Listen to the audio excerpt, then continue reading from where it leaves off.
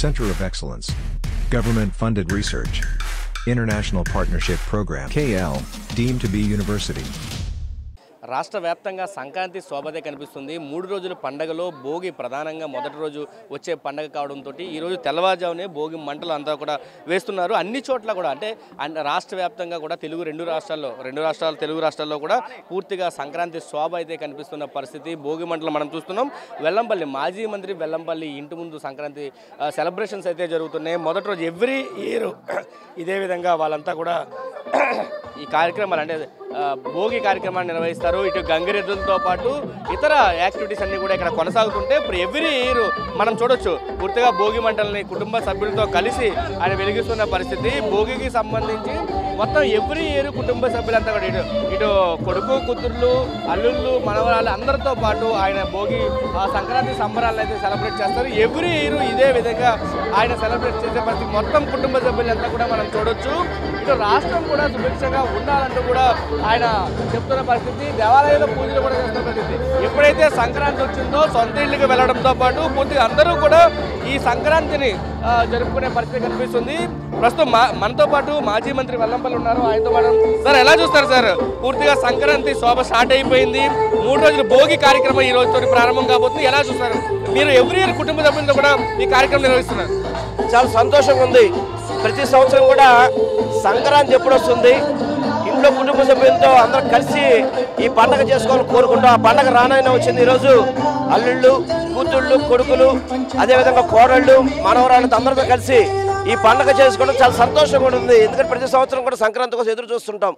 సంక్రాంతి ఎప్పుడు వస్తుంది, భోగి మంటలు గొబ్బిళ్ళలు అదే కోడి పందాలని కావచ్చు పిండి వంటలు కావచ్చు ఎంతో చక్కగా ఈ పండుగ జరగడం చాలా సంతోషంగా ఉంది. ఈ పండుగని మరింత ఘనంగా చేసుకునే విధంగా భగవంతుడు మాకు ఆశీస్సులు ఇవ్వాలని గౌరవ ముఖ్యమంత్రి గారి యొక్క నాయకత్వంలో ప్రజలందరూ కూడా ప్రతిరోజు పండుగ చేసుకుంటారని చెప్పి మీ ద్వారా తెలియపరచుకుంటాను. అంటే ప్రభుత్వం కొన్ని జీవోలు తీసుకొచ్చింది ప్రజా వ్యతిరేకంగా ఉన్న అన్నింటిలో కూడా ఈ భోగి మంటలో కాల్చుతామని ప్రతిపక్షాలు చెప్తున్నాయి. నిన్న రాత్రి 3:30 గంటల పాటు చంద్రబాబు పవన్ కూడా సమావేశం అయ్యారు. రాజధాని రైతులతోటి భోగి కార్యక్రమంలో పాల్గొని అక్కడ రాజధాని అంశాన్ని ఈరోజు రాజకీయ ఎజెండాగా తీసుకురాబోతున్నారు.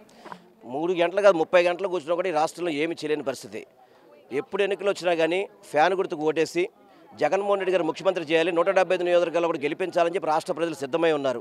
వీళ్ళు ఎన్ని రాజకీయాలు చేసుకున్నా ఎన్ని రాజకీయ కుట్రలు చేసినా కానీ జగన్మోహన్ రెడ్డి గారిని ఏమీ చేయలేని వ్యక్తులు. ఎందుకంటే అమరావతి అని చెప్పిన ఒక సాకు పెట్టుకొని ఏదో విధంగా ఈ ప్రభుత్వాన్ని ఇబ్బంది పెట్టాలని వాళ్ళు పండగలను కూడా నీచ రాజకీయాలకి చేసే వ్యక్తులు. ఎందుకంటే రాష్ట్ర ప్రజలు చక్కగా ఉన్న సంతోషంగా ఉన్న చూడలేని వ్యక్తులు చంద్రబాబు నాయుడు పవన్ కళ్యాణ్. అందుకని రాష్ట్ర ప్రజలు తగిన బుద్ధి చెప్తాను మాత్రం మీ ద్వారా తెలియపరచుకుంటున్నాను.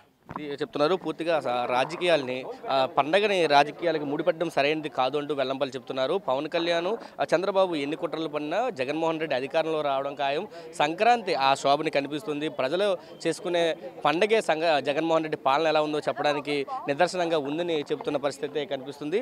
మొత్తం భోగికి సంబంధించి ఇప్పటికే అన్ని చోట్ల కూడా రాజకీయ నాయకులు తమ తమ ప్రాంతాలలో కార్యక్రమాలు నిర్వహిస్తున్న పరిస్థితి కనిపిస్తుంది. ప్రజలతో మమేకం అవడానికి మరింత కృషి చేస్తున్న పరిస్థితి మనం చూస్తే గంగిరెద్దులు కూడా ఇక్కడ ఏర్పాటు చేశారు. ఇటు భోగితో పాటు గంగిరెద్దులు ఏర్పాటు చేసిన పరిస్థితి అయితే ఉంది. పూర్తిగా అంటే సంక్రాంతి వచ్చిందంటే డూడు బసవన్నల సందడి కూడా చాలా విపరీతంగా కనిపిస్తుంది. ఇటు హరిదాసులు కానీ డూడు బసవన్నలు కానీ ఉన్న పరిస్థితి అయితే ఉన్న నేపథ్యంలో సంక్రాంతి శోభ మరింత పెరిగే అవకాశం కనిపిస్తుంది. సంక్రాంతి అందరూ కూడా జరుపుకోవాలంటూ వెల్లంపల్లి చెప్తున్నారు. రాజకీయాలు అత్యధికంగా ఇది ఉండాలంటూ కూడా చెప్తున్న పరిస్థితి కనిపిస్తుంది. అయితే ప్రత్యేకంగా మన సంక్రాంతికి సంబంధించి చూసుకుంటే డూడు బసవన్న వాళ్ళు ఫోన్పేని కూడా ఇక్కడ ఏర్పాటు చేశారు. అంటే డిజిటల్ యుగంలోకి వెళ్తున్నాం, డిజిటల్ యుగం పెరుగుతుంది, ప్రజలంతా డిజిటల్ వైపు అడుగులేస్తారని చెప్పడానికి ఇదొక పెద్ద ఉదాహరణగా చెప్పొచ్చు. సమాజం నిరంతరం మారుతుంటుంది, సంక్రాంతులు మారుతూనే ఉంటాయి. కానీ ప్రతి పండుగను చేసుకోవడంతో పాటు అప్డేట్ అవుతూ ఉన్నట్టయితే కనిపిస్తున్న పరిస్థితి మనం చూస్తే వెల్లంపల్లి గారి ఇంటి దగ్గర పెట్టిన సంక్రాంతి శోభలో పూర్తిగా ఇక్కడ క్యూఆర్ కోడ్ని ఏర్పాటు చేశారు. ఫోన్పే క్యూఆర్ కోడ్ని కూడా